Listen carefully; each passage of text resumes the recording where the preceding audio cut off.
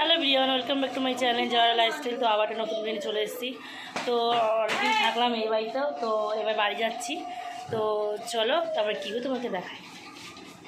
একটু ফ্রেশ হয়ে চা খেয়েছি, তো বাড়ি গিয়ে টিফিনটা করবো। তো চলো আসি, চলো।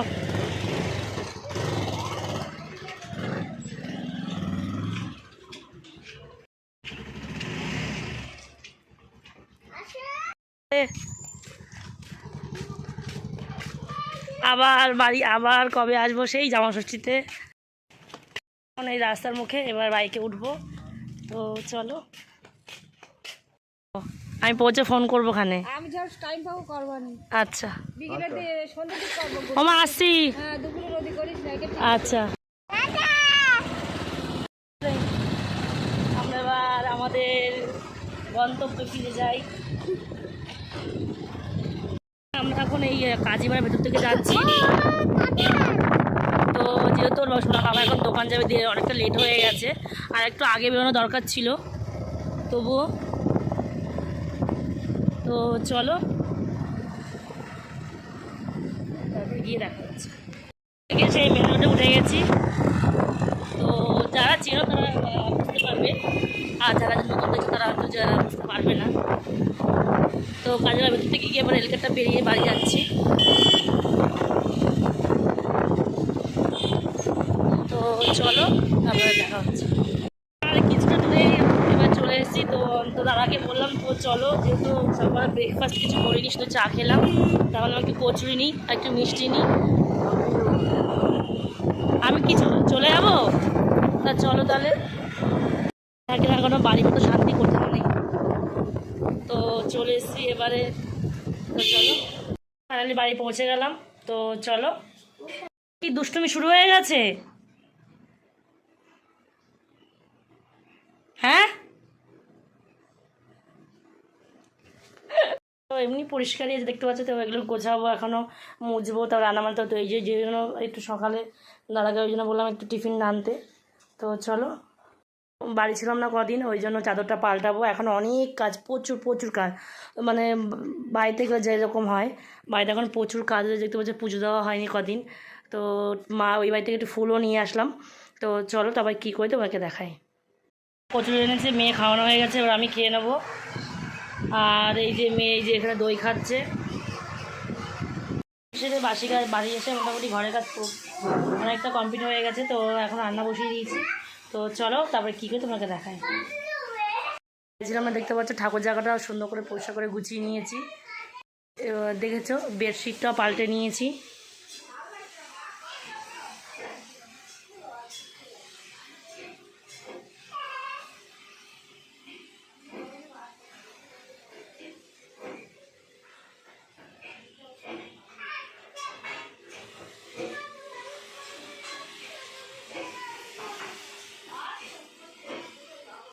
ফ্রিজটাও গুছিয়ে নিয়েছি। সেরকম কিছু নেই, যেহেতু বাড়ি ছিলাম না ওই জন্য ফ্রিজে কিছু রাখিনি।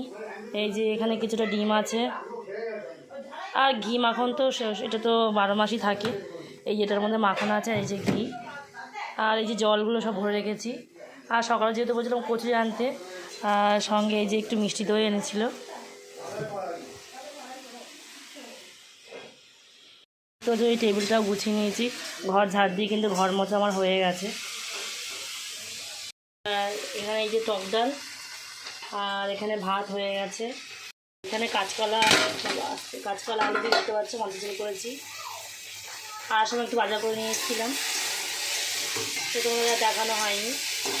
করেছি দেখতে পাচ্ছ, এখানে পাতলা করে ঝোল করেছি সাদা জিরে ফোড়ন দিয়ে। টক ডাল, ওই জন্য টক ডালের সাথে ভেন্ডি ভাজা কিন্তু খুব ভালো লাগে খেতে। আর এই যে এখানে ভেন্ডি ভাজা হচ্ছে। এই হাতটা দেখতে পাচ্ছি, এটা কিন্তু আমার না, বুঝতে পেরেছি তো দাদার হাত। ও দোকান থেকে এসছে, তাই মনে তো একটু তুমি রান্নাঘরে ঢোকো, তো তখন আমি ভিডিওটা করে নিই।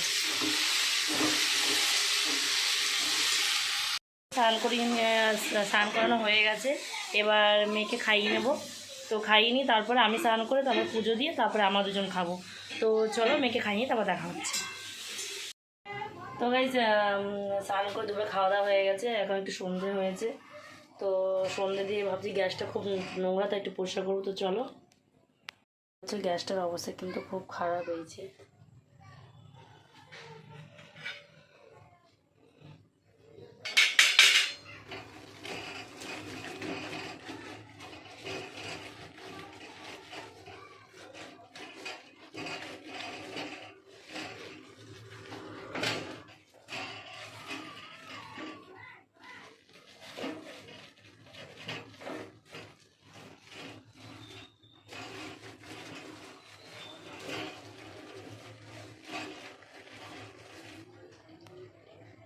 অন্যকে দেখো পরিষ্কার করে মুছে নিয়েছি।